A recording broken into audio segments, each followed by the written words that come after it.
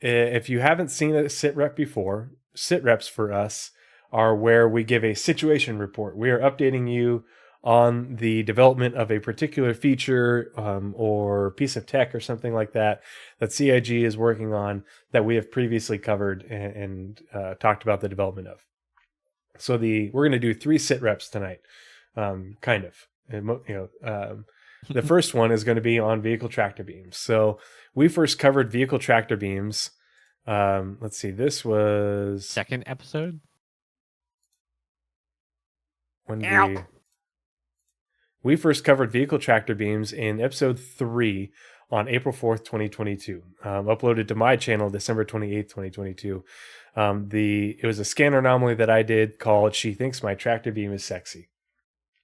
And so I'm going to put the link to it in chat if you wanted to go back and rewatch for nostalgic purposes and see how far Nazeris and I have come. But there's also good information in the show notes that's still relevant. But there's been a lot of information updates since. We did a SITREP on vehicle tractor beams only 4 months ago. Just because there hadn't been anything in a while.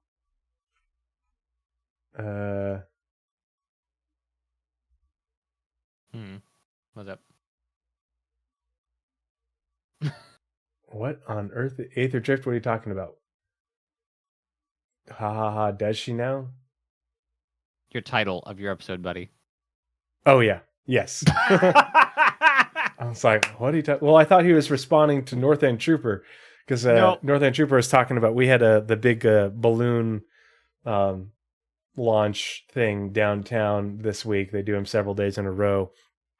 And so me and my family, we went down there and watched the balloons take off early in the morning on Thursday. And the kid loved it. You know. How does that relate at all? Well, North End Trooper says when your 2-year-old goes, whoa, organically, worth it. Yeah, same. Yeah, Boone is just like, wow. Wow. That's how he says wow. Nice. Yeah, it's super, like, he sounds like a little miniature pothead. Wow. Little bit of lore for everyone in chat saying Crusader should make a competitor to the Nomad. All other companies think Consolidated Outland's a joke, and they should go play in their own sandbox. They do not respect Consolidated Outland in the slightest. That's why they're like, the weird guys are like, we're going to let you build your house. We're going to give you a truck or a vehicle with an open cargo hold.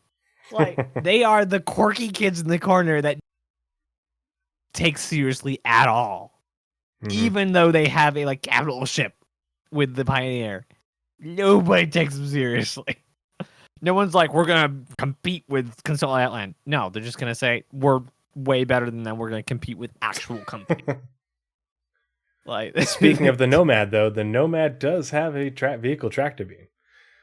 So we did a SITREP. Nazeris covered hacking. I covered vehicle tractor beams back in the beginning of May 2023. And I did that because they had talked about vehicle tractor beams starting again at the beginning of this year, in the first couple months of the monthly report. And then we got the tractor beams where they showed us in the sprint report the work on the SRV. And they also showed us the handheld tractor beams with the taking things on and off of ships. So we talked about that a little bit. And there's been some more information which is relevant to what we were talking about. And the reason I wanted to bring it up is because of this post that popped up a couple weeks ago. So John B. Hawkins said, "Why so quiet on ship tractor beams?" And I saw this because Jake replied to it. And I was like, why so quiet on ship tractor beams? And this came up literally the day after what do you Naz mean? and I had read a monthly report. Yeah, it's August 8th. So it was literally the day. And I'm like, we literally just had a monthly report that talked about ship tractor beams. What on earth are you talking about? So Jake with should 20 start inbound, replying with posts, just links to posts. Yeah, go it just read. needs to be that Will Smith meme going like this, to a link or to a screenshot. But it says, "Why so quiet on ship tractor beams? With 320 inbound, why haven't we seen anything on ship tractor beams on ISC? No SRV previews for a good while. No in videos of any tractor beams being used, no dev work or talk about balance vids, just silence. What's up, CIG and Jared? Is it such a riveting feature that y'all are saving it for CitizenCon? Yes. So yeah, they haven't shown it in ISC, but they've been working on it a lot. And I almost guarantee the SRV is one of those like CitizenCon drops the SRV. Yeah, I would not be surprised if the SRV is shown in a demo doing something, in during the whatever demo they do, because we'll get to that here in a second. It's functional. It works. Yeah. So Jake says they are hey, totally playing the game. Yeah. Hey, vehicle tractor beams are definitely in production currently, as shown on the progress tracker. However, they won't be in 320.0. Ooh, he did make sure to say very nice. So this is where Shuri we were talking about 320.1, or sorry, 321, 320.x. Whether they make it a whole patch or not, there's going to be a Q4 patch and they're going to add more stuff to it. I think Jake is very, very, very specific when he words things in order to he will never let you ever get him on a gotcha. And there's a reason he said this and not just 320. Because I think that they are targeting vehicle tractor beams for a 320.x or 321, and whether they just don't know what they're going to call the patch yet. And we won't get that, added to the release view until 320 releases. But we'll update you all on these once we're closer to their debut. So they're not close enough to the debut that they're going to appear in ISC. So it won't be in this season of ISC. It'll be in next season. Next season of ISC starts, like the third week of October. We'll probably get our first ISC after CitizenCon. So we'll get a big update on those probably right before they release in like November. Even then, the CitizenCons after the ISCs after CitizenCon are mostly reviews. Yep. Like, hey, we just saw this at CitizenCon. Here's like either like broad, like general stuff, or like I don't know what was like. Basically, they don't really start talking about the next patch the couple after CitizenCon. ISCs. Yeah. Especially because IAE is coming up. So right. So any vehicle stuff is kind of like if it was either talked about then, or we'll wait till like they'll do an ISC on vehicle tractor beams and the SRV. I guarantee it. Hey, it's on the release view now. We know it's going to release on this day. Jared's going to talk about it. They're going to show it working in game. They're going to talk about how vehicle tractor beams work on the other ships. We'll talk about that more in a second. The other reply that Jake did, he just said, somebody said, if vehicle tractor beams will not be in 320, how is a group of pirates supposed to pirate a whole sea with 32 SU cargo boxes? Blah, blah, blah. Essentially, where you're still using the hand tool, got another buff and can move everything around. Just remember, everybody, it's not going to stay that way. This will be the case until vehicle tractor beams are released. So and the industrial tractor beam handheld. Yeah. Mm-hmm. Gib. Very and so I wanted to reiterate a couple of things from the previous SITREP relative to this. But first, and I'm going to copy this link to you with the appropriate timestamp so you can see what I'm talking about, where we're going to watch this little clip and hear what Jared has to say about the Argo SRV. And if you watched last week's ISC on the upcoming changes to tractor beams and Alpha 319 and beyond, you might have noticed the Argo SRV flying around in that Beyond section. Here's a closer look at its progress as it currently makes its way through final art towards a scheduled release later this year. Now for scheduled release later this year, making its way through final art in March. So we'll look at some monthly report statements here in a second. So they were already planning on vehicle tractor beams releasing later this year alongside the SRV back at the end of March. And the SRV was already in final art at the end of March. So they've been planning this for a while. Speaking of the links, I know it's a little bit off topic. You know what I hate most about the links? There's nowhere to use it. nowhere to use it. There's nowhere to use a lynx. Because you don't use a lynx to drive up to a bunker. You use an Ursa because it has a gun on it, and it has like the open back thing. Like it has the trunk layer opening. I love the lynx. I want to use it, but there's no. It's for sightseeing. That's all it is right now. But there's no good sightseeing areas that you bring a lynx and not something else like a bike. If you're going to wear your top hat, you take the lynx. If you're not wearing your top hat, you take the Ursa. But that means I need to get a driver. Top hat. That's part of the dynamic economy. Okay, you have to.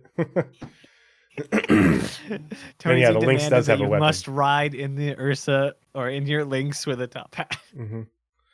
The lynx is armed though. It still has a turret. Yeah, no, you have a point. It is for sightseeing, and there's plenty of places to sight. You need to choose it over other things. But like, I want nice areas to drive. Like, I want cities to drive in, or like villages or something. I want to drive around somewhere specifically high class. You want to drive through a poor part of town and look down on all the peasants from your. That's lynx? already in. That's around Hurston. They have outside their gates. I can already there you do go. that. That's where you drive your lynx. That's gameplay. Anyway, but like, I guess like probably the best place to think of is probably a Xi'an religious world.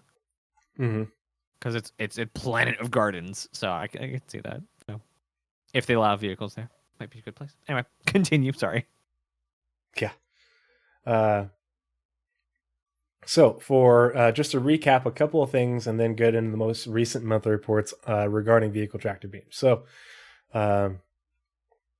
let's see. So this part for gameplay features in March of 2023, this was regarding the tractor beam updates that we got in 3.19 with being able to remove components and weapons and those sorts of things.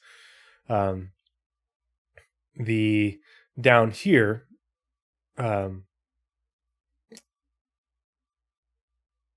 wait, where was it? Oh, there was. Is this the wrong one? Yep, wrong one. Sorry. April 2023. My bad. So, this is the April monthly report for 2023. Art ships. The level of detail pass on the Argo SRV was completed. So this was after this inside Star Citizen. Relating to this, a support pass for tractor beams began, which includes retrofitting the new vehicle tractor beam onto existing supported ships. It also involves ensuring that all valid components can be removed using the FPS tractor beam. And then there's more. So back in April is when they were getting started. The ship art team was getting started on where they are going to be able to put the new vehicle tractor beams on the ships that have them, but don't have them in game yet. Think the Cutlass, the Caterpillar, the Nomad, the Taurus, that sort of thing, in order to make them function.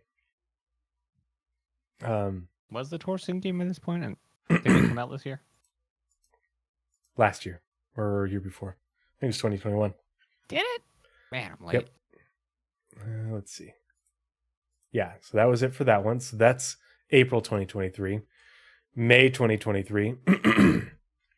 Again, ship art. The team approached the end of their pass on vehicle tractor beams. So from April through May, so 2 months, the ship art team went through and basically made the attachment points work and attached vehicle tractor beams to all the ships that you have them in order to make them function. We're going to hear more about that here in just a second.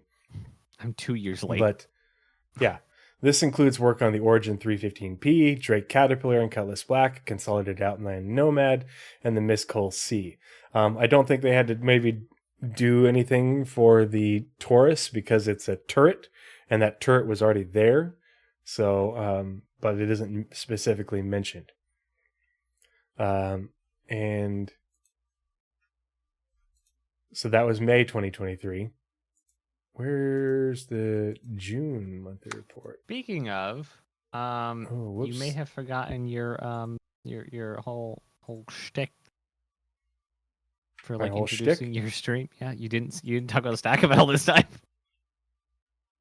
My what? You didn't talk about Stack Up for the intro. Oh yeah, no, I have not. I've been bad. Let's see. Oh, I think I accidentally closed the June monthly report. I thought there was Oops. something in there. There was. Hold on. There it is.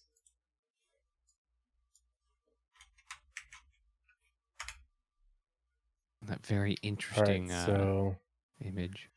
yeah, so May they finished the ship art team can finish their work on adding the vehicle tractor beams to the ships that had them, and then let's see. And then in this Star Citizen Live, we have at the this Star Citizen Live was also in the beginning of May, and they answered a few questions related to tractor beams. I'll just go through the answers real quick. Ship items can be added and removed with tractor beams. The team is aware there are still issues with this. Obviously, we know that. Players are free to load as many components and spares as they want aboard their ship. Hull-mounted beams on the outside of ships will still work internally. So we don't know how that's going to work yet. But think about the Caterpillar, for example. The tractor beam is meant to be a narrow and precise beam to avoid the throwing a net type collection. Each beam will have a mass carry limit. So your size 0, your size 1, size 2, size 3, it will be mass related. Each one will have a mass carry limit. This may be refined to have a beam specific to moving cargo and perhaps higher volume, but they are planning based on player feedback. So it's going to get a lot of balanced work done on it, but it's going to have mass and volume properties related to it. But they also there may be a specific beam, so it might be that the MISC tractor beams that are Xeon influenced maybe for containers, or larger containers like the mining saddlebags and the 32 SCU containers, and the Gray Cat ones are more sort of a utilitarian one. We don't know. So that's what those questions are at here. And they're started right about this timestamp, 4359 for Star Citizen Live Mining Salvage Tractors. Oh my, that was May 5th, 2023. So June monthly report for the gameplay feature team. This is the USPU gameplay feature team. The people who take the tech after it's been built and the individual features and then combine them into the game in order to make sure they work and do all the balancing and get things functional before release. So the gameplay feature team, following the release of Alpha 3.19.1, the gameplay feature team began focusing on upcoming patches 320 and beyond. This included work on the vehicle tractor beams with relevant vehicles being set up to support the feature. So the artwork is done. The gameplay feature team is now making sure the tractor beams work on the vehicles and such. For example, the upcoming Argo SRV was tested internally and towed its first ships. Hoot. And then July 2023. So this monthly report came out at the beginning of August, like the day before this guy made his freaking post. And here we are with consecutive monthly reports going back from March all the way to July of the vehicle tractor beams being mentioned, being worked on. And they haven't showed us the vehicle tractor beams being worked on other than that little tidbit, which was just visual conceptualization. And I really think it's because they're going to save it for, this is going to be in CitizenCon and they're going to do something cool with it. So again, the gameplay feature team, July 2023 monthly report. Gameplay features continued their work on the new vehicle tractor beam, which will also bring improvements to the existing tractor beams. So think your handheld tractor beams, both one hand and two hand. they did talk somewhere about the UI work. They're updating the UI for it to make it look even better and provide you with better information, make it more user friendly. July's tasks included first iterative tests for core balancing and the UI. So they are implementing the UI and getting feedback on it for making it better before release. And they're working on the core balancing of vehicle tractor beams. So basically they're saying, okay, this size is too strong, this size is too weak, we need longer range, all that sort of stuff.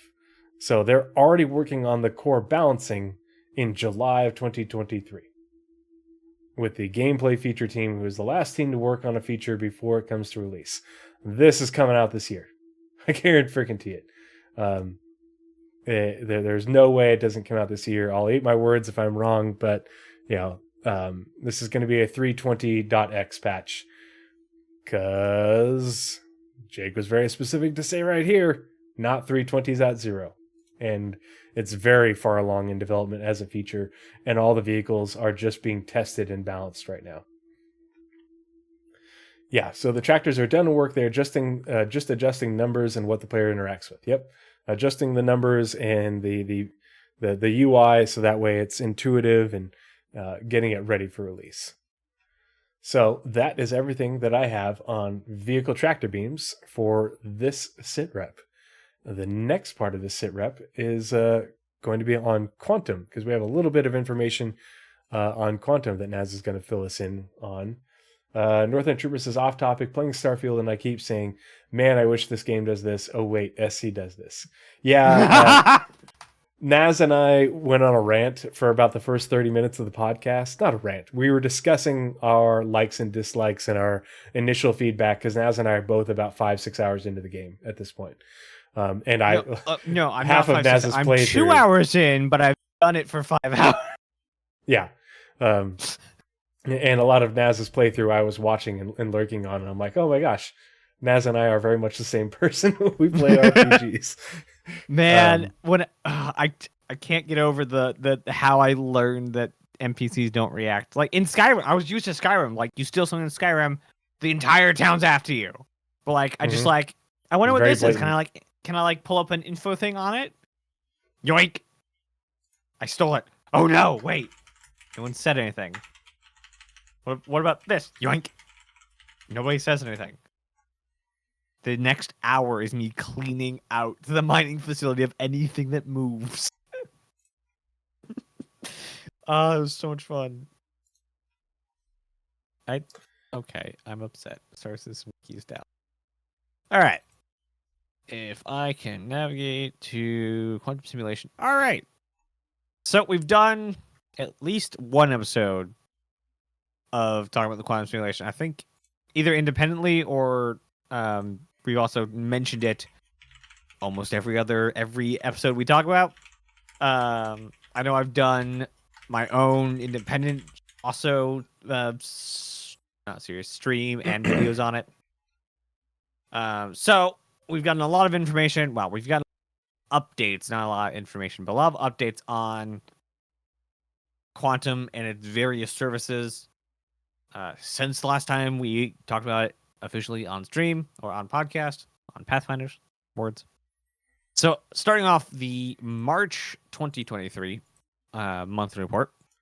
I'm dropping the link to the video for when we first covered it back in December in the chat. So this is where we did the big December spectrum 22, pulse on by it. the way. Yeah, December 22, sorry. Yeah. So the first time we have it now mentioned in here was when, was it the first time that SST was in the monthly report?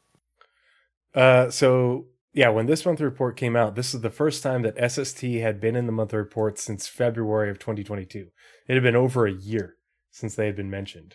So yeah, because I remember, because we're both like, what? Yeah. Yeah, so it says SST alongside supporting 318, bug fixing, cargo, ASOF terminal, I think it's generic instance manager, game instance manager, Jim, issues, the R&D team, services, tools, service beacon architecture updates. They also made progress on character creation screens, supported the USPU team, testing the new expo halls for the event, and specifically self-assumption editors, and worked with design on Quantum/Odin tool. How would we brain just continually stops working? Define Odin cleanly. Because Quantum is the whole system. Odin's part of that system. Well, we can pull up the description for Odin on... Here, I'm going to... 1 second. Duplicate. What? There's an Odin tile? Yep. There it is. When did I miss that? There was at one point. Well, hold on. If there was, then I'll have it in my spreadsheet. Oh, maybe it was a different named one. Oh.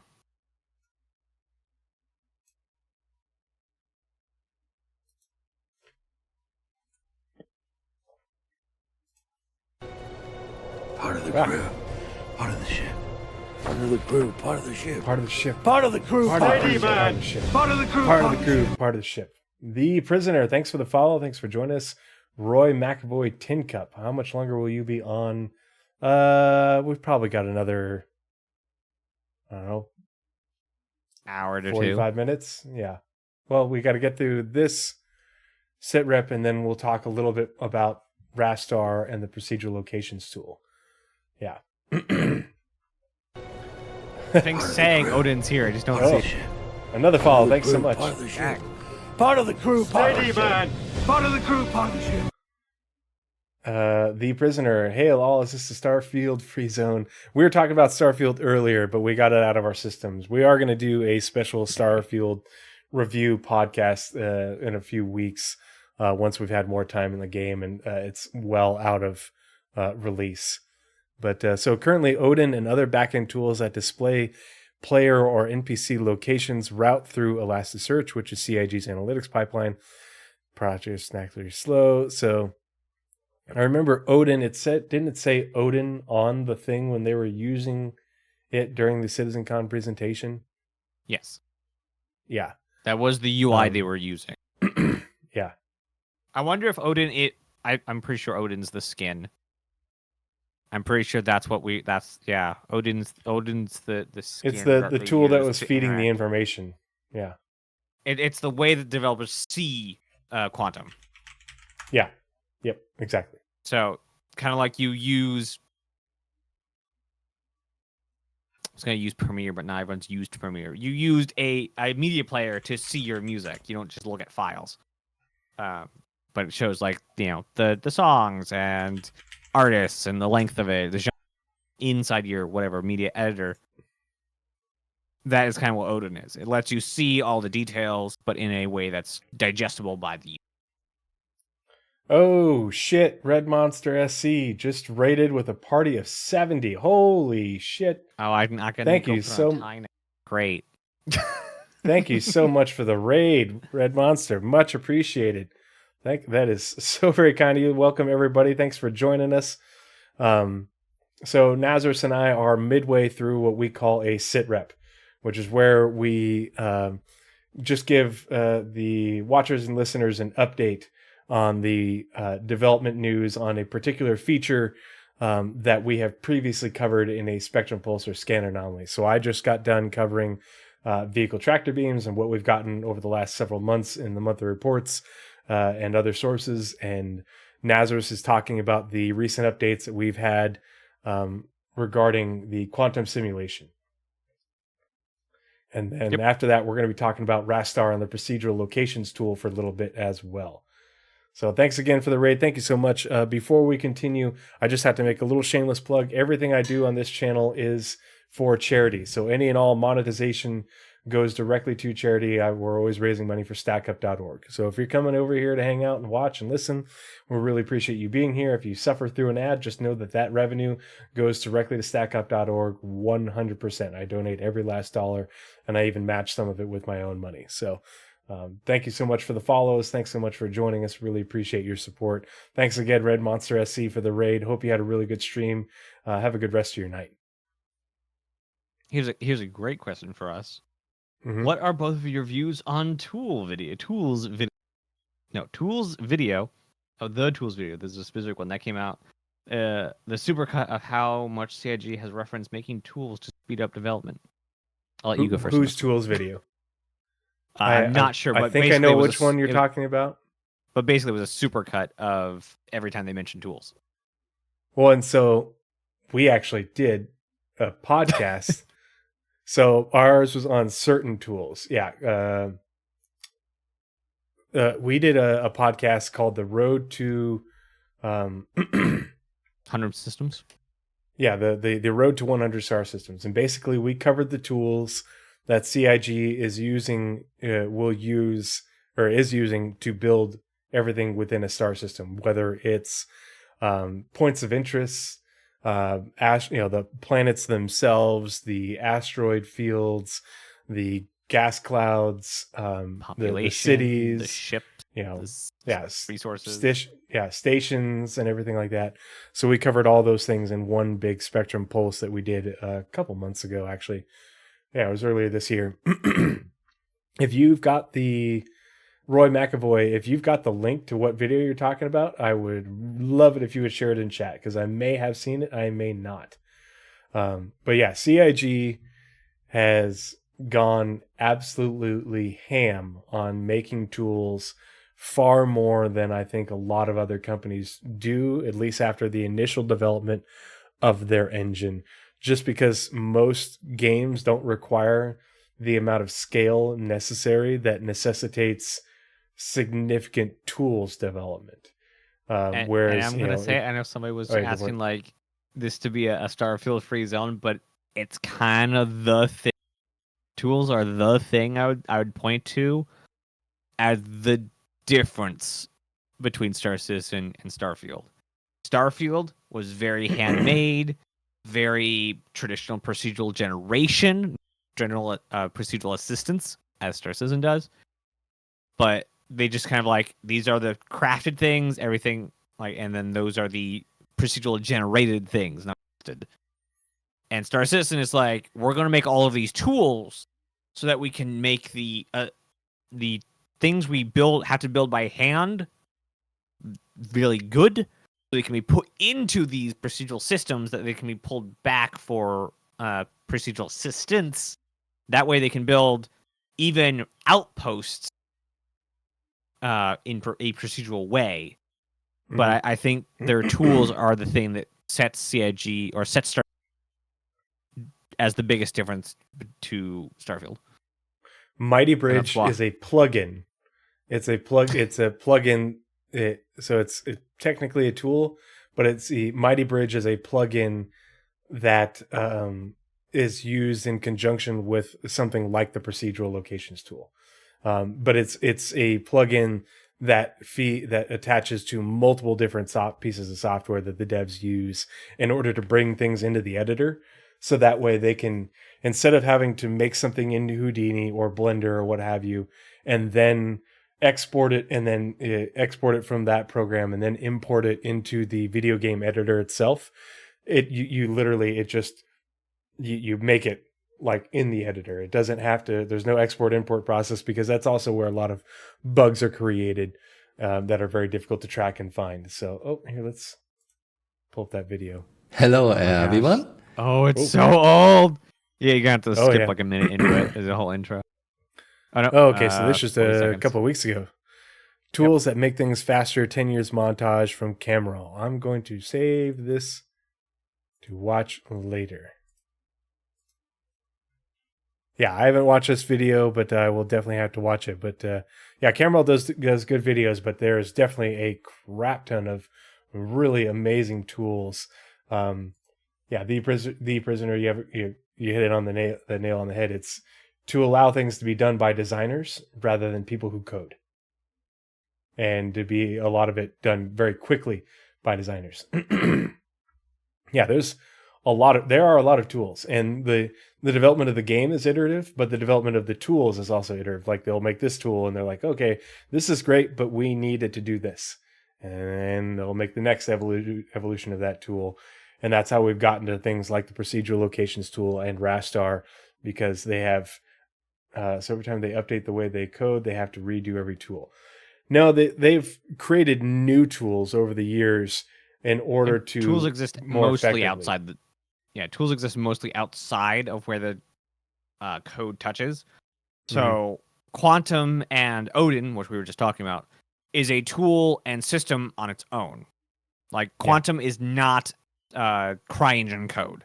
It's not the same code base. It is a service that will feed information into the engine, but it's not in the engine per se.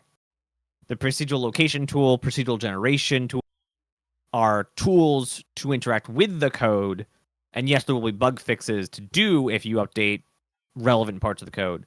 But most of the tools that they've worked on are not built inside the engine. They're not part of the game. They work on the kind of like using MS Paint to texture something in Blender. If you update Blender, you don't need to update Paint. Yeah. And that's why Mighty Bridge is really cool, because they are able to, instead of having to go through the export import process, things that they make in Blender or Houdini, and there's a couple other examples that they use, they go straight into the editor. And there isn't a export import process that takes time, that generates errors. It's much more intuitive, and that's part of how the procedural locations tool works, in that they're able to do that, far more efficiently, and almost click button things that are brought from those programs and then put in, using a rule set in order to make a series of rooms within a space station or an underground facility, for example. Yeah, just anytime somebody's like, haha, it's taking so long, they're just working on, just sit there and laugh at them and know they will be like dedicated players when they realize that when the tools are done, how fast everything starts going. Like just Pyro alone, even though we don't even have Pyro yet, how long it took them to get Stanton to this point, Pyro's just done. The plants were just done in a month, they said? Yeah. And they've been keeping everything we get in Stanton. Stanton is continuing its development. Pyro was like, 2 year at this point, 3 years of development at this point? Oh, and they slow-boated it because they were waiting on server meshing. Right. Almost every ISC that focuses on a development team, the VFX, the most recent one with VFX, the audio one, they will make a statement, either they will or Jared will, that specifically references how this is improving their workflow and they can get things done faster and get things done at scale. And they've been doing that for a couple, they've been really hitting it hard for a couple years now. No, I wouldn't say Nix that quickly, but I think that we'll see Nix in a much, I would give it a year just so we solidify server meshing. But yeah, Nix 1 year after, the next year, possibly another system, the next year, possibly another system, the next year, 2 systems, 3 systems. Like, especially those systems where it's all rocky planets or gas giants, like stuff where will only be held up by basically art, is going to go dangerously fast. Mm-hmm. Plus, like, once they're comfortable with releasing squadron-focused content, how many systems do they have in that? All they got to do is sterilize it from all the story beats that they put in it. There you go. You got all those. Like, it's going to get breakneck here in a couple years. Yeah. And that was one of the things we highlighted in that Spectrum Pulse, is not only had they been working on the tools for years in order to get the tools to the tools, as well as their pipeline, their workflow. Like they talked about in the ship SCL during Invictus Launch Week, how they revamped the ship pipeline, and it's far more efficient, and they can more accurately predict when they'll be done. And so that, with a vehicle, but it also makes it so their scheduling is far more accurate. Yeah. And so this reduces a whole bunch of confusion in your production timeline and reduces the overall timeline. Well, they're doing all these things in order to speed up their workflow in order to be able to produce things faster and more efficiently and more, get things done more accurately with their timelines. But they're also hiring a crap ton of people. So they're on both fronts. They're working to increase production. And when you look at like the amount of people, the amount of people that they're hiring, what their hiring goals are, with the amount of money that they're making, the amount of production is especially once they get down the Squadron, is going to go through the roof. Especially once that roof is blown off with server meshing. No longer being a blocker to. And I know it's kind of a production. meme at this point, talking about how tools are going to make stuff faster, but like now we're getting to the point where those hurdles that they pointed to saying we there are here. Yeah. Like server meshing, like they said in 2017. Chris Jarvis was up on stage and said specifically and to the point, server meshing is, in our opinion, the last milestone for tech. That's not the last time they'll touch tech. There'll be updates and new barriers they find to push over. But to the vision of Star Citizen, once server meshing is at dynamic 2, or where the servers are able to shrink and grow on their own and cut up the world in however the way the servers see fit, the game is going to basically be done. And the amount of time we get from server meshing 1 with Pyro to dynamic V2, what should be only a year to 3 years. Well, it's not going to be as short as a year, but like at most, I'm thinking like 3 years. We could have 5 systems in that. Like it's going to go stupid fast, because once you tell the servers like, hey, don't worry about that over there, and you can just go to it anyway. That like it's just all sorts of fast, all sorts of just exploded. Like I think we might have. I think they said 2 to 3. They said 2 to 3 years for the second episode of Squadron, right? I remember they had something about Squadron. So here's a good example of what we're talking about. I just went to starchives.org, which is a tool this is a tool that Nazeris and I use in order to search the transcripts for Star Citizen videos. And so if you search for exponential, and you can see the amount of a lot of these mentions are specifically regarding how much faster they can do things now, and how much more content and more locations and more of the game is going to be coming in and getting built because of tools, because of workflow, because of pipelines, because of hiring new people. That game development is exponential. Like Jared says, it's just crazy. Odin's done already. No, they're probably going to hold off on Odin. What was it? It was Stanton, Pyro. I want to say Kestis. That's the stupid guy's name in Star Wars. Stanton, Pyro, Nyx, Castra. And then I think we agreed that they'd loop around to Terra to let the tools mature till they get to Terra, which is basically Earth Mark II, and they want to give that some time. And then we're going to probably go out to Magnus, because it will be the first hub system for manufacturing, for vehicle manufacturing. But they said very specifically that they want whatever system they do next to challenge their tools, so they make better tools. So, and we also need certain types of gameplay on the map. And one of those types of gameplay is long hauls for cargo. Yeah. And so you need at least the Castra to Stanton, so you can go from Stanton to Castra bringing goods. Yeah. But for those who don't want to brave Pyro, you need the end around from Terra. Yep. So it's a much slower run, but you get there without going into pirates. Let's bring it back to the the SITREP, because we got way tangented, but it's okay because that's good conversation, especially good conversation with new people to the podcast, new people to stream. Super glad to have you guys hanging out, and those are really good questions. So I'm glad you brought it up. And we are prone If to you want to tangents, hear more about but they're tools, good go tangents. watch literally every episode we've made. Yeah, we talk a lot about tools, and we're going to talk more about tools here in a minute. But yeah, Yeah, we're talking about Odin and Quantum now. We'll be talking in the procedural location. All right, I believe we're just in. Yeah, we're just only in the second box here in the April 2023 monthly report. Again, this the SST team, SST team.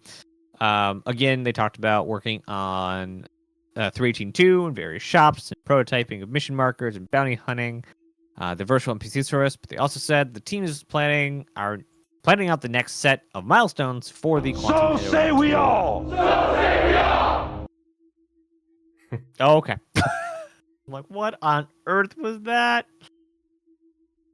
So that was April, and then very next month, May. Also, the SST team spent time working on Bounty Hunter 2 again, finalizing upstream work on character creation service, R&D for bounty contracts, and a bounty marker prototype, and connecting NPC tracking service to the game server. Additionally, a new C# service wrapper was also completed.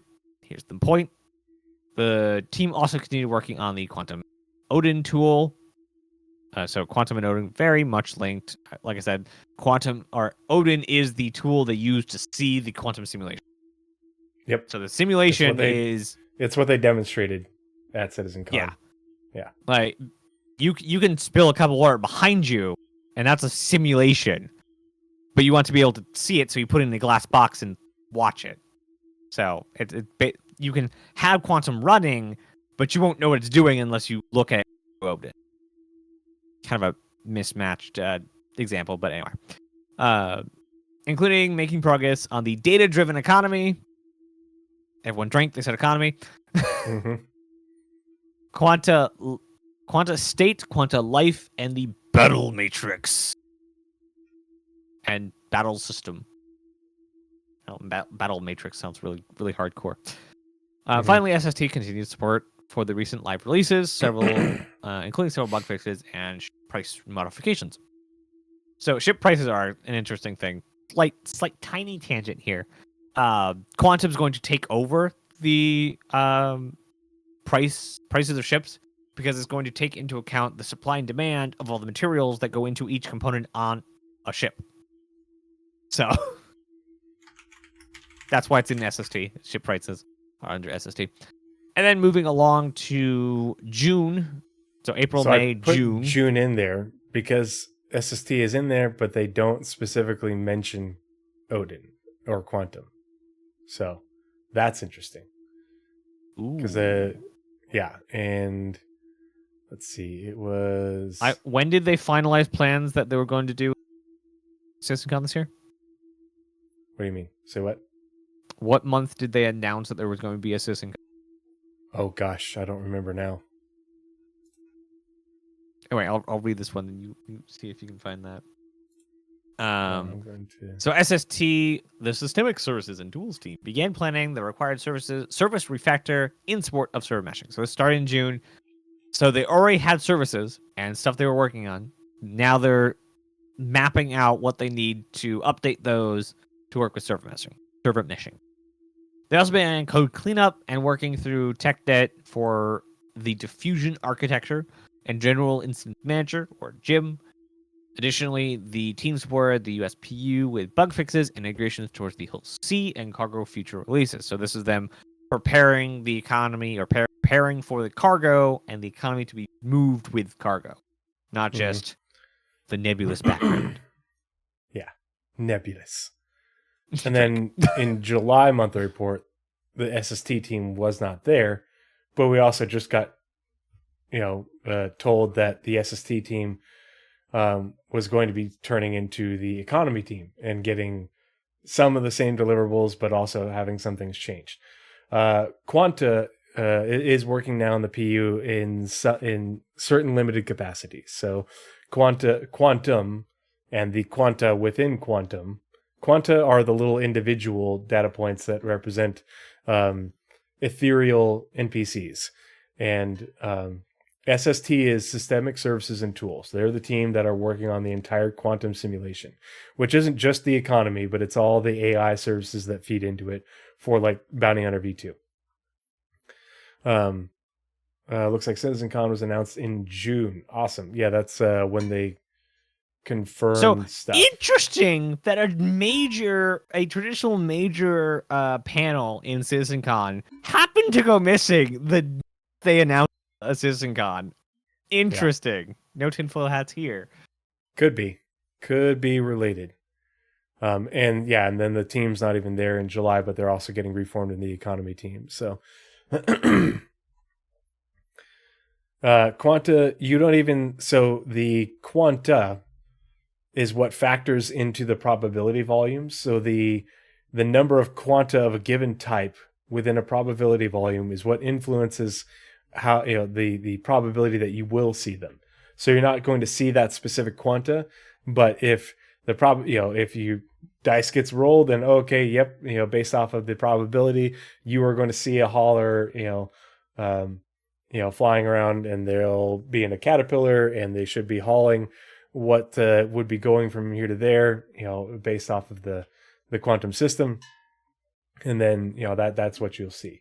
But you they'll spawn, and then they'll despawn, and they'll die, they'll go away. They don't persist. You don't even NPCs see quanta. Persist. Yeah, you see the NPCs that are spawned because of what the quanta are doing. Quanta are only visible through Odin. Yeah, the quanta just impact the probabilities in the probability volumes for the different. And they also move cargo. Yeah, and then I put this up here just so everybody can see. So here's Shiny Tracker, and here's the quantum simulation, and here's continuous work on the quantum simulation. Continuing. So they have been working on it. Everybody thinks that they haven't been working on it. They have. And we've had, fade out, despawn, whatever you want to call it. Remove from the world. Mm-hmm. But they have been working on the on quantum, under the SST team, and they've been adding more tasks and completing them, and that's how that works. So they, they complete these tasks, and that reveals these ones, and so they get to work on those. But where they are making progress. So like here we are, they had the engineering team had 10 tasks at the beginning of July, and at the end down here in September they're down to 2. So we don't know exactly what that means. We just know that they're continuing to make progress and continuing to work on it. But yeah, that's all we have for the work on the quantum simulation. Just remember, the quantum simulation isn't just the economy. It's all the AI services that feed into Bounty Hunter V2, which the other teams, the gameplay feature teams, have been working on, and the location teams have been working on extensively. So we shall see. I think one of the second biggest points, other than the economy for Quanta, is the composition of the world. So like you were saying, it's what ships do you see flying around, but also what NPCs of what job and what point in their life do you see in a given landing zone. So, also UGFs coming soon to a verse near you. There's a lot of there will be a lot of quantum interaction with that, because you got how many workers are there, how many business people are there, the ships coming and going from. So, you have UGS are going to be kind of a hub, kind of for just like landing zones are for Quanta. Execute, hanging out in chat. Good to see you, buddy. Hope you're doing well. Hope things are going well down in Australia. Well, no, you're Tanzania, right? Or Tasmania? Yeah, way far south of these. Those are a bit different. Tasmania. No, well, Tanzania is Tanzania is a country in Africa. Tasmania is south of Australia, but isn't there a province in Australia that has a similar name? Getting confused. It's late. Anyway, Yes, I agree with this statement. yeah. It is late. Have to be at work Let's in see. about 5 hours. So, the last bit of this SITREP, we just wanted to talk about another thing that we have covered before, and this is just combined information on RaStar, which we all know and love is being used to make the outposts that we've seen. Yeah, it's a tool that the devs use in order to produce the not only the outposts, but a bunch of other different things. And so the reason I wanted to bring this up, Nazeris and I covered the RaStar tool November 5th, 2022. The verse of Star Citizen Faster was a scan anomaly we did after the presentation at CitizenCon last year. Yeah,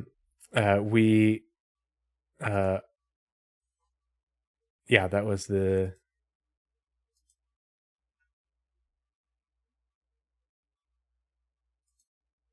That's us. Yeah, yep. And then... Oh yeah, this one... Did I click on the wrong thing? Oh well, anyway. But so we got... and we've also covered the... Oh wait, no, this one. The verse of Star Citizen Faster scan anomaly for November 5th, 2022 was on the Procedural Locations Tool, which utilizes Mighty Bridge and a number of other features. And the Procedural Locations Tool is what they use in order to make the interiors of things. So the Procedural Locations Tool, basically they will say, for this point of interest, this location, you have this space, and we're going to give you these parameters, and then click go, and it will fill in that space based off of what you're going to use it for. So it will create a cave with the tunnels and the branching patterns and the caverns and such. It will build the interior of a station with all the rooms that it needs and the connecting corridors and such based off of a logical flow. They're doing that for the underground facilities. So that's how you get variety with the underground facilities as well. And I speculate that they're going to use it for the asteroid facilities that are in production as well. But this tool predates the old underground facilities in the way they're built. And so I got interested in this because not only did we cover the Procedural Locations Tool last year, we covered RaStar and RaStar Outposts and Base Building, a Spectrum Pulse we did November 21st, 2022.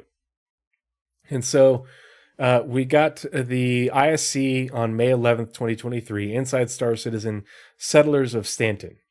And let's see, is this the clip that I think?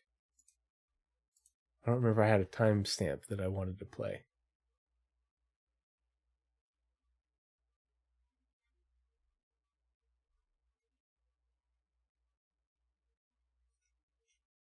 Yeah, here, we'll just start at the beginning. We'll play like the first minute or two.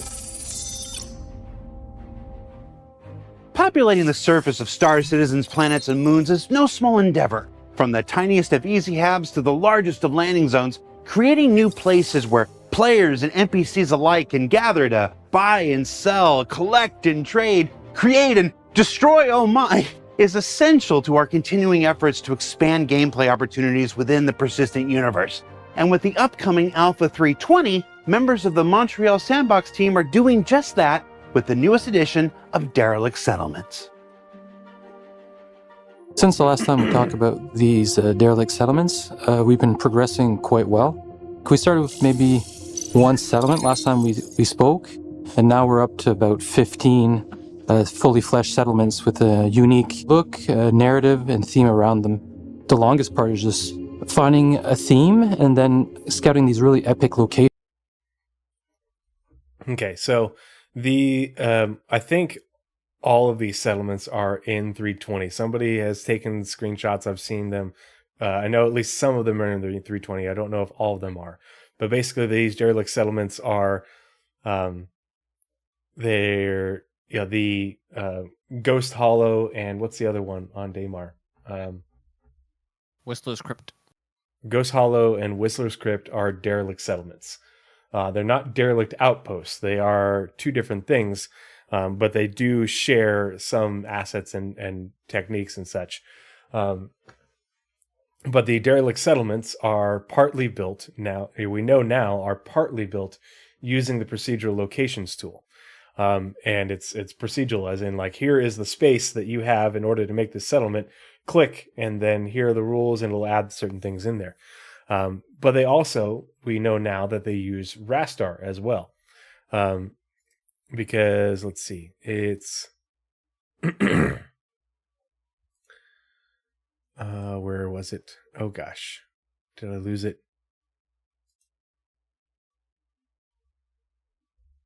Oh, I had a thing. Oh. Hold on. Back to the OneNote.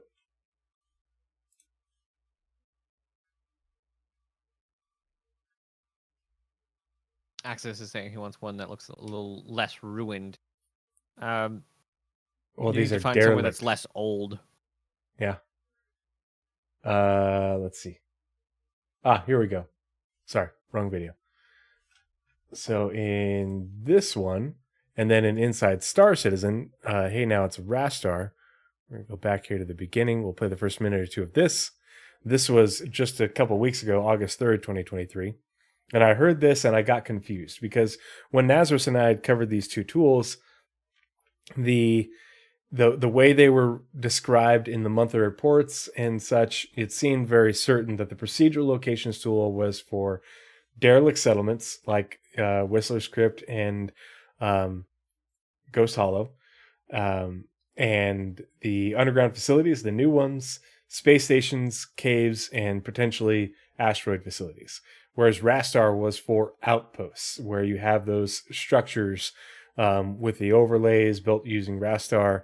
But then all of a sudden they're like, well, wait a minute. Now we're using RaStar for the surface of UGFs in this ISC. And you'll hear what Jared says in a second. RaStar, first introduced in development at CitizenCon 2951, is the tool that allows developers to easily place and manipulate structures on the surface of planets and moons in systems Stanton, Pyro, and beyond. And in the time since, work's progressed to stabilize and shore up the tech so the team can use it on a whole host of locations, from the most recent derelict settlements to a reconfiguration of existing UGFs in the upcoming Alpha 320. Okay, so when I heard that, I was like, wait a minute, since when are they using RaStar on derelict settlements? Because in this monthly report, and it was mentioned a couple other times as well, August 2022, the Montreal-based tools team released Mighty Bridge version 0.6 to the dev team. This update adds 2 new functionalities. Version 2 of the object spawner, which allows the team to spawn multiple layers of objects on geometries and planet surfaces, and the cable generator, which generates complex cables from a simple spline. These 2 tools will help the art teams create locations faster. The release also includes a variety of improvements and services, including an updated debug mesh that helps selecting the parent tool and increases precision on planet surfaces. The team is also nearing completion of the first version of the Procedural Locations Creation Tool. The first version of the Procedural Locations Creation Tool. A couple months later, they are at like version 0.1 or version 1.0. This will allow them to create and edit simple layouts of space stations in minutes and will dramatically decrease the time it takes to make stations out of existing modules. They're also in the final push of the first version of the tool that will help create derelict settlements. The goal of this iteration is to be able to create 80% of a derelict settlement procedurally. This heavy lifting will allow the artists more time to polish and finish the locations. Reaching this goal will mean that a derelict settlement will take weeks rather than months to create. So at this time, we already had Ghost Hollow. They were working on Whistler's Crypt. And then shortly thereafter, they mentioned they were working on 15 more. Okay, well, we can track derelict settlements. Here we are. Additional derelict settlements. A couple months after the completion of those tools is when they went into full production. They made 15 more derelict settlements in the time it took them to make, essentially make one. And that's what we're looking at right now, because they're getting ready to release right here. But right here it says using the RaStar tool, and right here it's using the Procedural Locations Tool. So, which is it? Well, I've reached out to Jake, and Jake's like, yeah, they actually combined it. So now where they are able to use RaStar to add portions of the location onto the map and do the deformations of the map and the map tile, just like they showed in this ISC, where they're able to, right here. Object containers, so that, for example, if I were to move this location up, the terrain would automatically conform to the ground that needs to be. Yeah. So they can use RaStar here in order to deform the terrain and add certain structures. Like if you go to Whistler's Crypt, there are some of the buildings that look like derelict. They look like the derelict outposts that are part of RaStar. So those will get added, and that's how some of the terrain gets deformed and such. But then they can also use the Procedural Locations tool to add in this sort of stuff in a procedural way, as well as do all these different wires and other things. There's a bunch of different tools within it that help create the entire location alongside RaStar. So it's now a combination process. It isn't these two things are siloed and use this one for this type of POI and this one for this type of POI. Now, I don't think they're going to be using RaStar for space stations or anything like that yet, but it's interesting to see them combining the two for the derelict settlements. Well, so the other thing, RaStar for space stations, we get one step closer for them changing their mind on player stations. Bingo. Because if you do remember the last RaStar presentation we got before this one, they talked about using RaStar to make things in orbit. And It was like a little tidbit that they added at the end, and I remember Nazeris and I were both like, "What?" Mm-hmm. Yeah, a good way to think about them is RaStar is good for the big building blocks or like the flow of a location. And then the procedural location tool is good for the set dressing. Yep. Yeah, exactly. So you build what you want, then you dress it. Yeah, making a station. So the station is made using the external portion of the station is made using a different tool, but then the internal aspects are made using the Procedural Locations tool.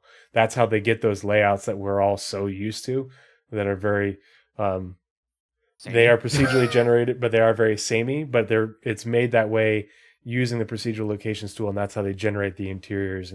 But what we have now is just like the tier 1 version of those interiors. We're going to get more. Yeah. And there's a lot more rooms that they've talked about, like not Sean Tracy, There's a security office. We know we're getting bigger places, possibly HABs, trains. Yeah, there's going to be engineering spaces. Yeah, engineering. There's the whole back working. So every system that's on a ship will also be on a station. Yeah, there's a bunch. There's a bunch to be added to stations. Stations definitely have not reached their final form. Yeah, and the Prisoner, they are definitely going to have derelict stations, and that's part of how the resource management is going to work. In that you can, just like if you found a derelict Bengal, you could bring it back into service, but you can be on it, but you can't own it, and you have to maintain control of it. Same thing's going to happen for space stations, probably for asteroid facilities too. So the other thing that's interesting about RaStar that I wanted to update is, and had no news about any of this, just came out of the blue when we got this Roadmap Roundup, but this is the July 26th one, so it's a little over a month old. But the new Crusader platforms are built using RaStar. And they always talked about RaStar was for the structures on the surfaces of planets and moons. There's no surface. There's literally not a surface, but they're able to use RaStar in order to build the platforms on Crusader and build them really fast using the RaStar tool. So that's apparently there are a few issues with it. And so it's going to need a little bit of additional work, but we're going to be seeing them in 320.x along with the retrieve consignment missions that are associated with those locations. I don't know if they move. I haven't looked. It'd be really hard to tell. I don't know. I know they fired their thrusters. I'm not sure if they actually changed their elevation at all. Mm-hmm. I feel like there was something about them saying that either they were trying to or they were working on it. Yeah. Because there's voice lines and everything about, and there's lore about the stresses that the floating action does on the scaffolding. So there's all the framework for it moving. Aether Drift, I know what you're talking about. The new missions they're not on the platforms, they're on the barges. Oh yeah, I forgot about those barge missions too. Yeah, they're on those new cargo barges. That's what yeah. Yeah. And then here we are again on Shiny Tracker. So we looked at the additional derelict settlements, all the work that's been going into them with the Montreal Sandbox team, art, design. Yeah. Oh, and the EU Sandbox team as well. So these are coming out in 320 is what they're already in the 220 branch. I think that there's probably going to be additional ones that they're going to be adding in before the end of the year, and that's why this work is scheduled. But then you can see all this work on RaStar. So you can see that RaStar's had a lot of work over the years since it was first announced. But then again, there's been quite a bit of work in the last few quarters and up until recently with the Planet Tech team, the engineers, continuing to refine that tool. So this is how this tool has grown from being able to make outposts to being able to work on the UGFs on the surface, or the old ones, to being able to help with the derelict settlements on the surface, and now the new Crusader platforms. So the RaStar tool has a lot more functionality and variation in its abilities than it did, even last year when they were first talking about it. Yeah, which is really impressive to me. Tools, man, making stuff faster. Yep. Yeah, Naz and I are fools for tools. Naz, you got anything to follow up on that? Otherwise, I think we are ready to call it. I think that very well covered it. I think that's all we got. So pretty interesting stuff. Looking forward to seeing what more we get from CitizenCon this year. Thanks again for joining us and sticking around. Those of you who came in with the Red Monster raid. Really glad you guys came over and stuck around, and hope you found this informative. They missed a second raid. Oh gosh, I didn't see. Maybe they came into the same time. I saw the Red Monster SC raid. I didn't see anything else, but I wasn't monitoring chat super close. But if there was another raid, big thanks to whoever that was. But it makes a big difference. Before we sign out, we like to pay it forward. So if we can get a suggestion for who we should raid, let's see. Paul is apparently playing Starfield, or he might still be doing that Starfield stream for the lore. Croncy is playing Starfield. Sergeant Tickles is playing Starfield. So is Zero State. Red Lobster. Anyone have any suggestions for a raid? Moist Noodle, Ginger Bomb, Blink Games, Penguin TV. Oh no, Penguin TV is playing something else. Paul, Ninth Divine, are all playing Star. Henkin had to be different, and he's playing Red Dead. Let's go ahead and we're going to pay it forward. Paul has raided us multiple times. We'll raid Paul back. Do you guys mind if we raid Paul? Let's raid Paul. All right, we're raiding Paul. Executive decision. Make it happen. Yeah, he's playing Starfield now.